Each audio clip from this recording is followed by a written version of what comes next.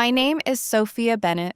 I am 31 years old. My family stole my future right out from under me, leaving me drowning in their lies and my own shattered trust. It hit hardest that rainy afternoon in our old Denver living room, where we'd gathered for what they called a quick family update on the cabin they'd always promised to share. My older sister, Olivia, perched on the arm of the couch with that smug grin, handed me a stack of papers, while my mother nodded along, her eyes cold as steel.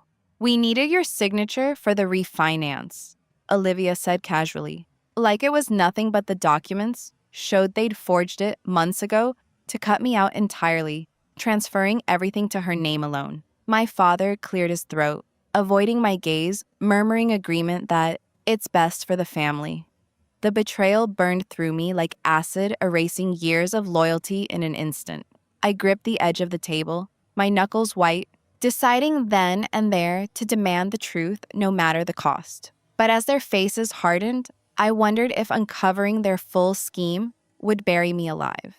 Have you ever discovered your own family plotting against you, using guilt to keep you silent? What would you do if speaking up meant losing them forever? I'd love to hear in the comments. Maybe your stories will help me process mine. From there, the room felt smaller, the air thicker with unspoken accusations. I'd driven over from my apartment in Capitol Hill after a long shift at the Children's Health Center, where I worked as a patient coordinator, scheduling appointments and calming worried parents. It was a job I loved for its quiet purpose, far from the flashy real estate world Olivia inhabited with her husband Ryan. But that day, as I scanned the refinance forms, my stomach twisted. The cabin in the Rockies, our family's retreat since childhood, bought with Grandpa's savings, now listed only Olivia as owner. My name, which had been on the original deed as equal heir, was crossed out with a notary stamp that looked suspiciously like my handwriting, but wasn't. "Why would you do this?" I asked, my voice steady, despite the rage building inside. Olivia leaned back, crossing her legs. "Sophia, don't be dramatic. You never use the place anyway. Ryan and I have the kids. Ava and Noah need space to run around. Mom and Dad agreed it made sense to consolidate under us." She glanced at our mother, who busied herself adjusting a throw pillow, and our father, who stared at his coffee mug like it held answers. I turned to them. "You both knew about this. You let them forge my signature." My mother finally met my eyes, her expression a mix of pity and impatience. "We didn't let anything. It was a family decision. You're always so independent, living in that tiny rental, buried in your work. We figured you'd understand. It's not like you have a family of your own yet." The words landed like a punch, implying I was somehow less because I hadn't followed Olivia's path marriage at 25 kids by 28, a sprawling house in the suburbs. My father chimed in, his tone gruff. "Look, kiddo, legal stuff gets complicated. We talked to a lawyer, said it was easier this way to avoid taxes and disputes down the line. But as I flipped through the pages, I saw more. They'd taken out a home equity loan against the cabin in my name too, before the transfer, racking up $80,000 in debt that now pointed straight at me. Notifications from creditors had probably been intercepted, explaining the odd mail I'd noticed missing. The confrontation escalated when my brother Daniel arrived late, his wife Megan trailing behind with takeout bags. He'd always been the peacemaker, but even he froze when I shoved the papers at him. "Did you know about this too?" Daniel scanned them, his face paling. "Mom mentioned something about updating the deed, but forging, that's not right." Olivia snorted. "Oh, please, Daniel. Sophia's overreacting as usual. It's just paperwork to protect the asset for the grandkids." Megan, ever the enabler, added softly, "Family sticks together right. Maybe we can work out a payment plan if it's an issue." But it wasn't just an issue, it was theft, plain and simple. They'd erased my stake in our shared history, saddling me with their financial mess, while painting me as the selfish one. I stood up my chair, scraping loudly. "This isn't protection. This is you all deciding I'm not worth including." My mother's lips thinned. "Sophia, we've given you everything, roof over your head, growing up, help with college. Now it's time to think about the bigger picture."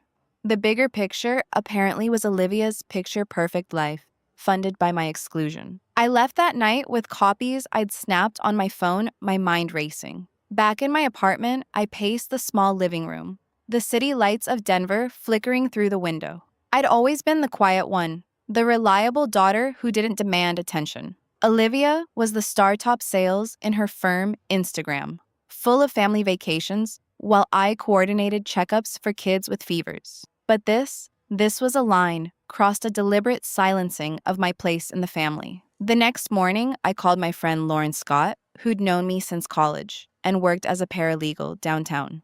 They forged my signature on the cabin deed and took a loan in my name. I explained over coffee at a spot near Washington Park. Lauren's eyes widened as she reviewed the photos. This is fraud, Sophia.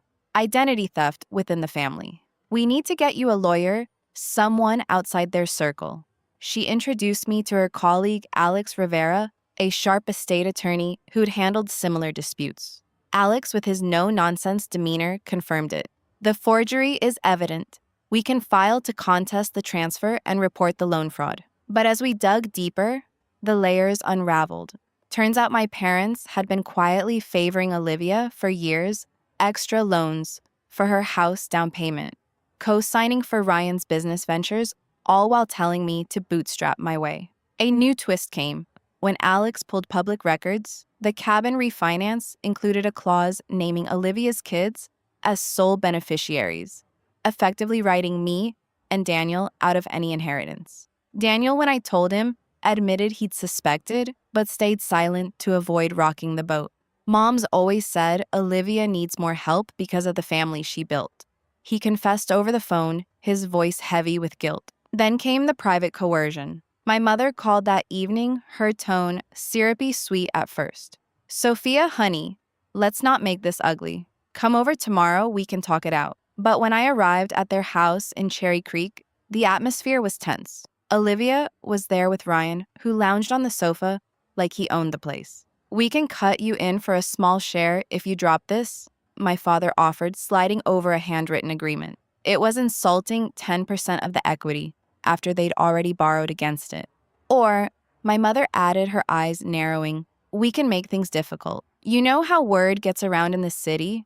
Your job at the clinic, those parents you deal with. Rumors about instability could hurt. It was a veiled threat, gaslighting me into submission. Ryan smirked. Come on, Soph.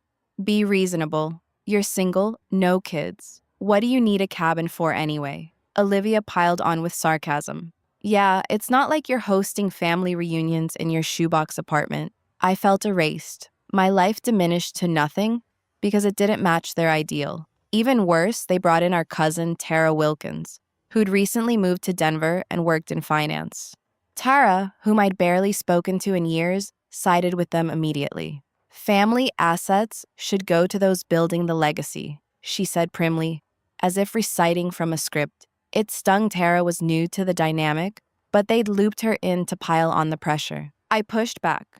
This isn't about legacy. It's about theft. But my mother interrupted sharply.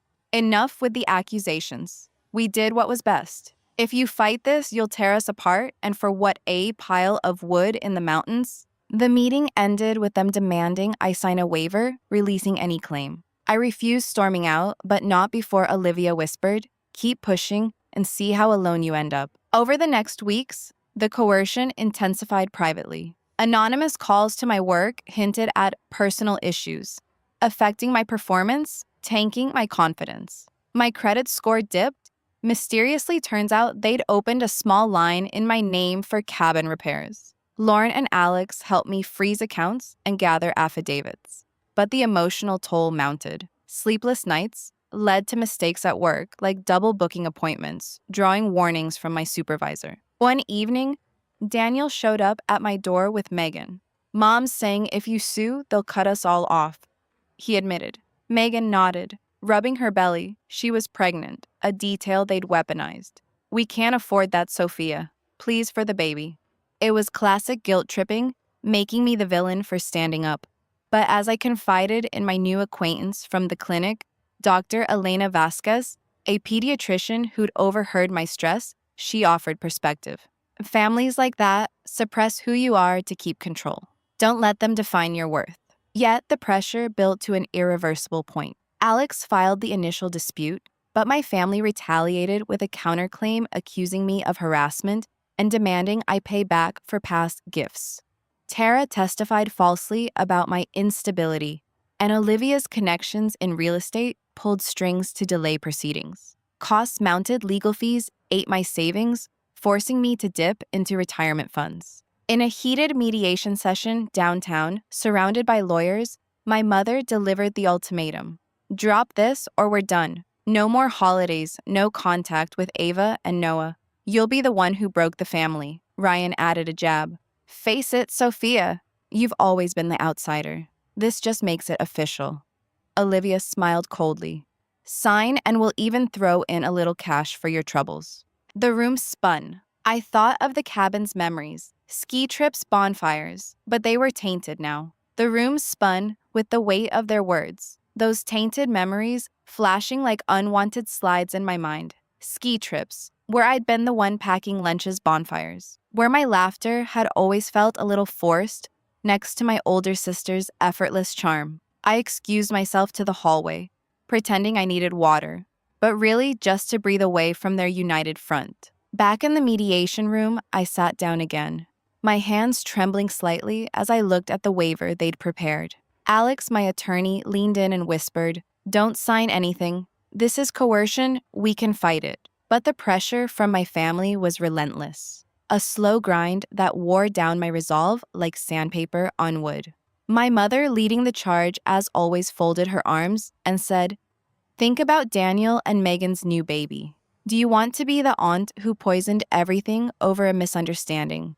It was classic emotional blackmail, twisting my love for my brother into a weapon against me, making me question if standing firm was worth the fallout. As the days turned into weeks, the private threats escalated in ways I hadn't anticipated. My older sister started showing up at my workplace, unannounced, claiming she was just in the neighborhood to drop off lunch, but really to whisper warnings in the break room.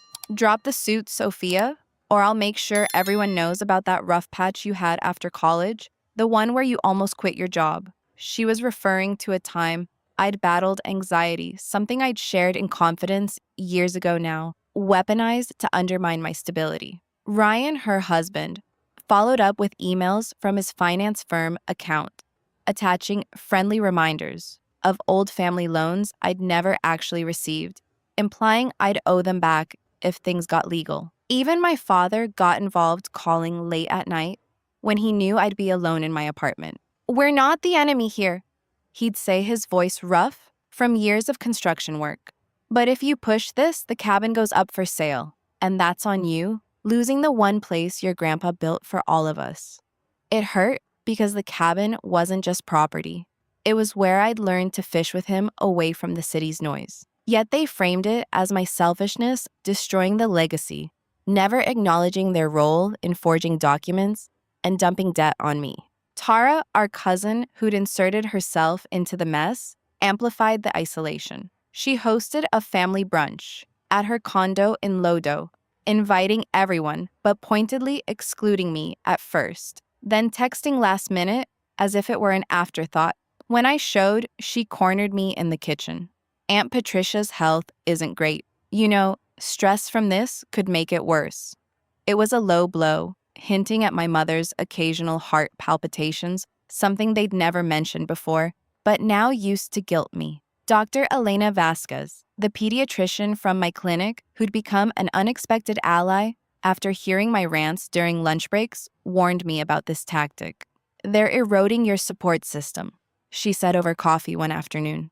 "Find people outside the family to lean on." But the coercion deepened when they involved my niece and nephew. My older sister sent videos of Ava and Noah playing in the cabin's yard with captions like, "Wish you were here, Aunt Soph, but family first." It was manipulative, making me the barrier to their happiness. Then came the anonymous reviews online about my clinic performance, subtle digs like, "Unreliable coordinator seemed distracted," traced back to IP addresses near Ryan's office. My supervisor pulled me aside, concerned, and I had to explain vaguely without dragging family drama into work. Alex pushed forward, with the case uncovering more. The equity loan they'd taken in my name had funded Olivia's latest business expansion, a boutique real estate office in Boulder. This isn't just fraud, it's premeditated, he said during a meeting at his firm. Lauren joined us, bringing printouts from public records, showing how my parents had quietly amended their will to favor Olivia even more. But as filings progressed, the retaliation hit harder. My credit alerts pinged with new inquiries. Someone applying for cards in my name, forcing me to spend hours on the phone with bureaus. One night, after a particularly grueling shift where a kid's emergency had me staying late, I got a group text from the family. My mother wrote, "We're giving you one last chance. Meet us at the lawyer's tomorrow, sign off, and we forget this ever happened. Otherwise, consider yourself on your own." Attached was a photo of them all at dinner, without me. Daniel and Megan included, smiling like nothing was wrong. It was social exile in action, turning even my brother against me through subtle pressure. Megan called later tearful. "Please, Sophia, the stress is affecting the pregnancy. Mom says if this continues, they won't help with childcare." I confided in a new friend from a support group I'd joined online. Karen Ellis, a woman in her 40s who'd gone through similar family fraud. "They're trapping you morally," she said during our first video chat, "making you choose between justice and connection." Karen, with her background in counseling, helped me see the patterns, but even she admitted some battles end in surrender. The turning point came during a court-ordered deposition downtown. My older sister, under oath, admitted the forgery was a shortcut, but claimed I'd verbally agreed during a family call a lie. My mother corroborated it, her testimony steady. Sophia knew we needed to streamline things for the grandkids. Ryan added financial jargon to muddy the waters, and Tara chimed in with character references, painting me as unreliable. Alex fought back with evidence, but the judge seemed swayed by their united narrative. As I left the courthouse, rain soaking through my coat, I realized the irreversible consequence looming. Continuing would drain me financially and emotionally, potentially costing my job if the whispers escalated. But dropping it meant validating their control, letting them keep the cabin and the debt mess unresolved. As I left the courthouse that day, the rain seemed to mirror the storm inside me, each drop a reminder of how far things had spiraled. I drove back to my apartment in a daze, the wipers slashing across the windshield like futile attempts to clear the mess my family had made. The painful choice loomed larger with every passing hour. Alex emailed later that evening, outlining our next steps, more depositions, potential trial dates, costs climbing into the tens of thousands. "We have a strong case," he wrote, "but family disputes like this can drag on for years." Years I didn't have. My savings were already thin from covering the fraudulent inquiries, and whispers at work had escalated to formal reviews. My supervisor, sympathetic but firm, suggested I take unpaid leave to sort personal matters, which only fueled the isolation. My mother called the next morning, her voice laced with that familiar mix of concern and command. "Sophia, we've all suffered enough. Come to the house tonight. Let's end this privately." I agreed, hoping for some shred of remorse, but knowing deep down it was another trap. When I arrived at their home in Cherry Creek, the living room was dimly lit, the air thick with tension. My older sister was there, of course, with Ryan at her side, and Tara hovering like a self-appointed mediator. Daniel and Megan sat awkwardly on the couch, avoiding my eyes. My mother started her tone sharp. "You've made your point, but this lawsuit is destroying us. Patricia's blood pressure is through the roof, doctor's orders to avoid stress." She gestured to a pill bottle on the table as if it were evidence of my cruelty. Olivia jumped in her words, cutting like always. "Yeah, and my business is tanking because of the rumors. Clients hear about family drama and bail." "You happy now?" Ryan added a psychological jab. "This is what happens when you bite the hand that fed you. We could have shared the cabin weekends, but no, you had to play victim." I tried to respond calmly. "This isn't about playing victim. You forged my name, took out loans, erased me from the deed. That's illegal." But my father interrupted gruffly. "Legal schmegal. where family mistakes happen. Sign the settlement, and we'll clear the debt quietly. The settlement was a joke. They'd pay off half the loan, but I'd forfeit any claim to the cabin forever, plus a gag clause preventing me from speaking out. Tara nodded approvingly. It's fair, Sophia. Think of the kids Ava and Noah love having you as aunt. But this feud changes that. The pressure peaked when Megan spoke up, tears in her eyes. Please, for the baby. We need stability, and Mom's threatening to withhold help if this continues. It was the moral entrapment I'd feared forcing me into an impossible ethical choice. Fight for justice and risk alienating my brother forever, or surrender and preserve some fragile peace. Dr. Elena Vasquez had warned me about this during our last chat at the clinic. They'll make you the scapegoat, she'd said, sharing her own story of cutting off toxic in-laws. But even her support felt distant now as the room closed in. I wavered, my resolve cracking under the weight. Karen Ellis from the support group texted encouragement, "Don't let them win by breaking you." Yet as Olivia smirked, whispering to Ryan about how predictable I was, the futility hit. Continuing meant bankruptcy for me, strained work relations, and true exile. No more niece and nephew birthdays, no Daniel's child knowing me.